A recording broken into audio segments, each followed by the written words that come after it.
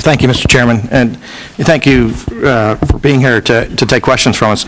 I'm curious on your take of the suggested transition costs.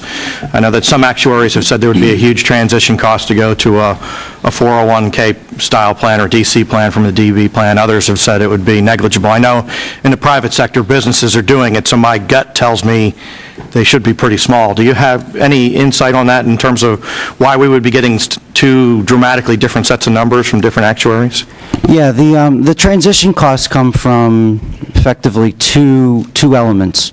The first one is the current unfunded liability is based on, and I've heard testimony about it, is it's based on the investment return assumption of 7.5%. So if you close the plans, can you continue to invest the assets similarly such that you would continue to earn 7.5%? One of the things that we look at when we determine is there a, quote, transition cost, is really, well, does that asset allocation have to change on the day you decide to close the plan?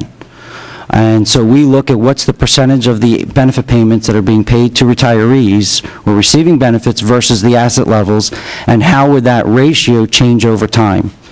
These, as we talked about, there's a significant amount of unfunded liabilities, so there's a significant amount of contributions that are going to be expected to come into the plans over the next 30 years.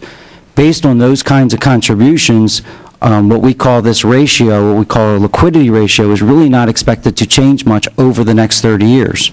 So we don't see the need that the asset allocation of the systems would have to change on the day you decide to close the plan. So it will take many, many years before you decide to make changes from an asset allocation standpoint. So we don't see from a transition cost from that perspective. The second perspective you see it is from the funding of the plans. The funding of the plans in terms of, it was mentioned earlier in terms of long amortization periods. And so, and there was a recommendation of shortening amortization periods. And that probably should be really considered from the standpoint of that the amortization periods now are very long, and there's a lot of new actuarial literature suggesting that those amortization periods should be shorter. When you close the plan, it does sort of limit how long those amortization periods can be and how you collect and the way the money is collected. But as long as you're collecting the money and funding the plan properly over the period of time, over, let's say, the next 30 years, we don't see the transition in terms of there's got to be higher contributions. Higher contributions are needed to support the unfunded liability. Closing the plan doesn't change that. Thank you, Mr. Chairman. Thank you. Thank you, Mr. Chairman. Scott, just on the subject of transition costs.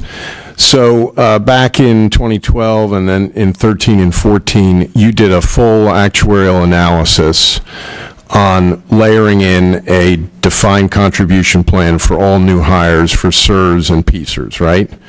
Correct. And you had significant access to all the information that is contained in the two systems. Is that correct? Correct. Right. And am I correct that you concluded putting in a 4% match for a DC plan, mandatory 4% from the employer for all new hires, that for the 30-year projection period, you did not see an increased cost? Is that correct? Not in terms of, right, those transition costs, as I mentioned earlier, because that we don't see the necessary need for the asset allocation of the plans to change immediately or within that period of time, because the assets would be supported based on the benefits, yes. And that's fundamentally because even if we don't make any change under Act 120, over the next 30 years, the employer, the taxpayer, is going to have to put in something on the order of a couple of $100 billion to fund this system. Is that right? Yeah, it's big numbers, yes. Thank you.